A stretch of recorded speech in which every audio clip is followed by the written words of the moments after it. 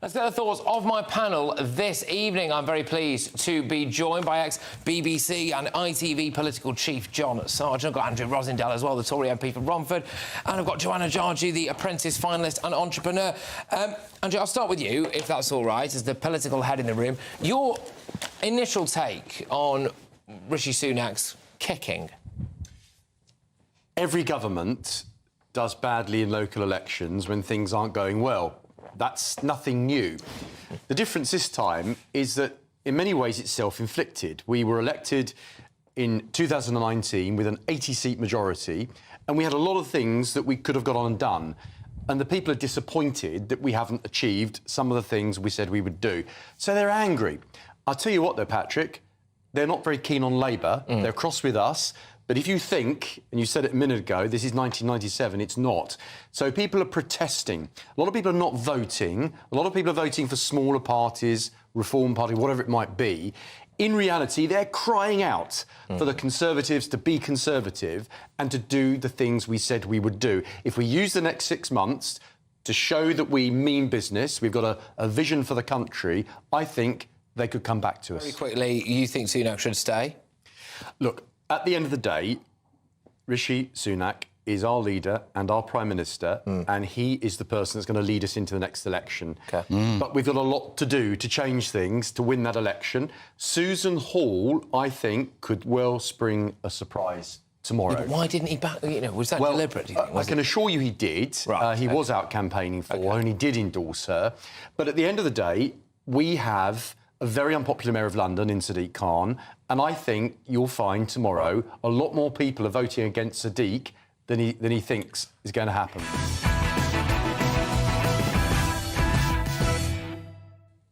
This country is under attack from a load of great unwashed yobbos. Yesterday, a load of militant activists blocked a bus taking illegal immigrants from a taxpayer-funded hotel to the Bibby Stockholm. They included this guy. News, off GB News, off GB News, off GB News, off GB. So I've had a little look into him, and I thought I recognised him from somewhere. He's been at more than a few events recently. We can see him waving a trans flag at another rally, and there's pictures as well with Jewish socialist workers that have emerged. He also helped the bloke who assaulted my cameraman yesterday get away. This individual has just assaulted a GB News cameraman and is going to be arrested by police as it currently stands. As you can see, the police appear to have just let him walk off. Well, I'd just like to say a big hello to a chap called John. Now, we won't use your full name here because I wouldn't want to instigate a pile-on or do anything that might make you feel intimidated. But it turns out that this guy is actually a HR manager at a publishing company. We do know quite a bit about you, John, actually. I wonder whether or not your revolutionary comrades have any idea that you apparently helped with the rollout of Test and Trace during the COVID pandemic. Arguably one of the largest personal data gathering operations by a government in modern British history. Amazing, isn't it? You surround yourself with all those people so desperate to hide their identity. Maybe you help get them all onto a government system. I doubt they know that. It also appears that John was quite a big deal when it came to the NHS's national COVID-19 autumn booster vaccine campaign. You smashed the system, John. Smash it to pieces, comrade. But hey, if your career in HR falls through and radical activism stops paying its way, you could always go back to pulling pints in the slug and lettuce, like the good old days, John. Talking of comrades, Labour MP Bel Ribeiro Addy reportedly told comrades to join yesterday's protest in Peckham. Now, that's a little insight, I think, into how wedded the Labour Party is to this lot. We all remember, though, don't we, that picture of Keir Starmer and Angela Rayner taking the knee at the Black Lives Matter thing. OK. It will come as no surprise to learn, though, that Black Lives Matter UK were also in attendance yesterday. There are new groups called anti-raid groups. These are student organisations, and they do publish a variety of different posters which appear to show things like immigration enforcement van on fire. It gives people tips on how to get a lawyer. It tells them to run away if they're not already being detained. And they also coordinate on social media to try to get a few students on the go if they see a raid taking place. Now, I'm going to be doing quite a lot more on this. I think it's time that the public knew the truth about some of the people who are blocking government policy, committing criminal damage and behaving like lawless lunatics on the streets. Well, there we go. Those are my views, of course. I mean, the fact is that face coverings like this, which I believe we can show here, there we go, that's the man who came after my cameraman, they don't offer half as much protection as some people might think they do. It's absolutely pathetic that a group of unwashed student activists, backed up by Labour politicians, can keep getting away with lawlessness.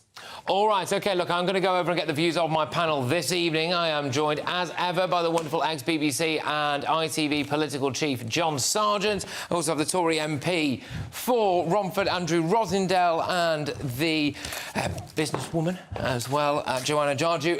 Yeah, look, Andrew, I'll start with you again on this. Do you not think that we have a right to know a little bit more about who some of these people are? Absolutely, and well done for exposing this guy, John. I'm afraid there's a lot of professional agitators out there. Yeah. God knows who's paying them. Goodness knows what's motivating them. But they're abusing the freedom that this country gives them. I'm all in favour of protest if you've got a legitimate cause.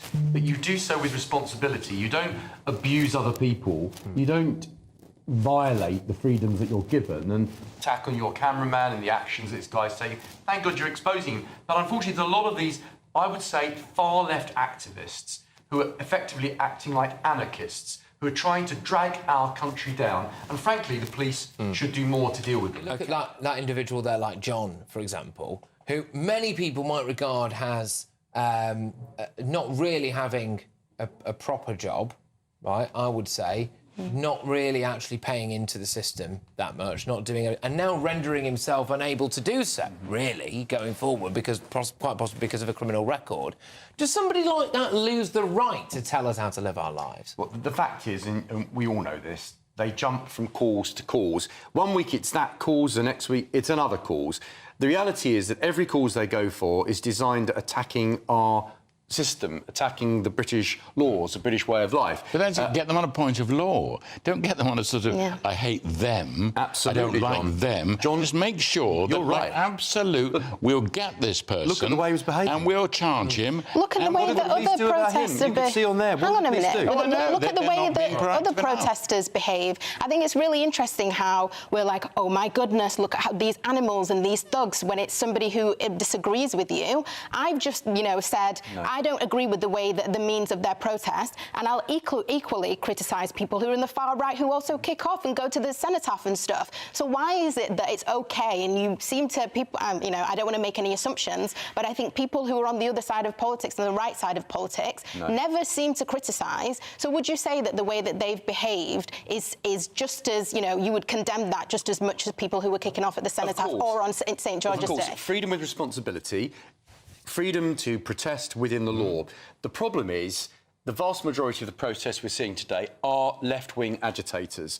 I do believe that they are anti everything our country stands for, and they look for causes. Well, they jump from one cause to another. No, everything you and most law-abiding people are fed up. So that chap John there is at basically everything, and there's a load more stuff about this guy, and a lot of other people like collect the evidence, like him give it as well. to the police. But the evidence must be there. This is the thing. If it's dead easy, and it really is easy for someone like me and a team of people here. To find that out in an afternoon, right? I mean, a couple of hours, really, nothing. Then the police, and he's at all of these things. Can't the police get hold of those people who are serial agitators? They can, no, they should. I mean, there's no... from, sitting here, of course they should. I've no doubt about that at all. They should, if they're breaking the law... They don't always do it. No, all right. They don't. But that is an argument for telling the police, not it's all going on, you better stop the whole thing. Those are swine over there. It's not so much that. It is right. Your job is to make sure that these people don't intimidate, they don't use violence, they're breaking the law. Go on. One of the things I will say, Andrew, which, and again, as we reveal more and more about some of these people behind it, I think it's going to become more and more laughable that you end up, which we do have, which is a situation that a bloke that works in HR for some would say, socialist publishing company who has previously, had a glorified job in a call centre and all of this stuff, and works in a slug and lettuce in Reading, can stop government policy from taking place, can continually cause. I mean, you're being is it not you, but the government being outwitted by being outwitted. They should get smarter. A long-haired pipe. This is the fear. That the authorities are walking on eggshells. The police are afraid to do anything. And so agitators like that, who are out to cause as much disruption as they can get away with, are allowed to get away with it. So it's time we clamp down on those sort of people. I'm all in favour of freedom of protest. I'm all in favour, no matter what you're protesting about, left or right, any cause is perfectly fair. But when people behave like that, there should be action against them, because they're ruining the lives of other people. But it depends. If you arrest them, will you have enough to actually charge them? I guess the main thing is that the police... You can see just from that no, but not necessarily with him. I'm just saying in general, I think a lot of people would want to see just protests across the board. There's got to be a deterrent. There's no deterrent. If the police don't act, they'll carry on behaving the way they're doing. There's no deterrent to deal with it. Doing these things, if you feel so strongly about a cause that you're willing to break the law for it, or you're willing to, to cause mass disruption and intimidate people and assault people at times, as did happen yesterday, then I don't know if you necessarily have the right to cover your face while you're doing it. The problem I've got as a constituency MP, my constituents are overwhelmingly law-abiding. They pay their taxes, they go to work, they don't commit crimes, and yet they want to live in a peaceful society. They don't want to walk out the door and find these sort of things going on. They want to have a place to live which is free of crime, free of intimidation. And when they see things like this happening in London, do you know what? They're actually afraid to go to London. They're afraid to go to town centres because these sort of things are happening. So I think we should start looking after the law-abiding people of this country rather than appeasing the people that are constantly protesting. I know, that's what President Biden finally got round to after this long delay about what to do about all these encampments. He suddenly said, oh, well, of course, if you're breaking the law, that is the point. Yeah. You either have the law or you don't have the law, but you can't just say, oh, let's think of it, let's do it as we go along. But John, I can tell you, as an MP in a constituency, my constituents are worried that the police will enforce it in that given situation, but they're walking on eggshells in another situation. Well, it's better than nothing. Well, it's not. Well, this is just nothing at the moment. There has to be a rule of law that's equal for everyone. Sure, if you can do it, yeah. All right, Great. OK.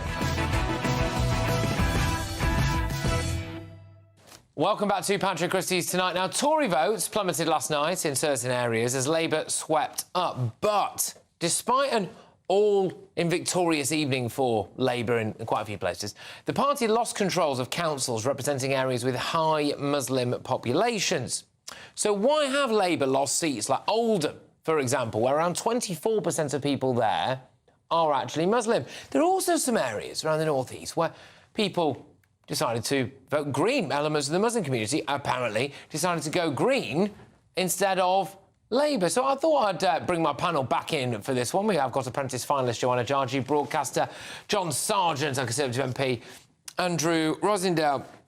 Andrew, I suppose this is really actually a saving grace for the Tory party, which is that if the Muslim vote has deserted the Labour Party, that could save you guys quite a bit of embarrassment potentially at the next election. Well, I don't think there should be a vote for a particular religion. I think individuals should vote for what's best for our country or for the community they're living in. So I would hope people wouldn't vote because they're a particular religion for a particular party. It's the fact that they haven't won in the West Midlands on losing the Muslim vote. I think the problem is Labour plays a game with minorities. It targets minorities all the time and tries to appease one group against another group against... It's what they do all the time. This is what Sadiq Khan's been doing in London. Now it's backfiring on them. So they're losing the votes of a certain group of people. I believe that people should vote for a party because they've got the right policies for the whole country. They shouldn't be basing it on what's best for their particular religion or what's best for their minority group. And Labour has played this game and now it's all going back on them. Local elections, you vote for what's best for your local community. Once you start bringing international politics into local matters, these are local elections. It shouldn't be turned into a sectarian battle. You do what's right for your local community.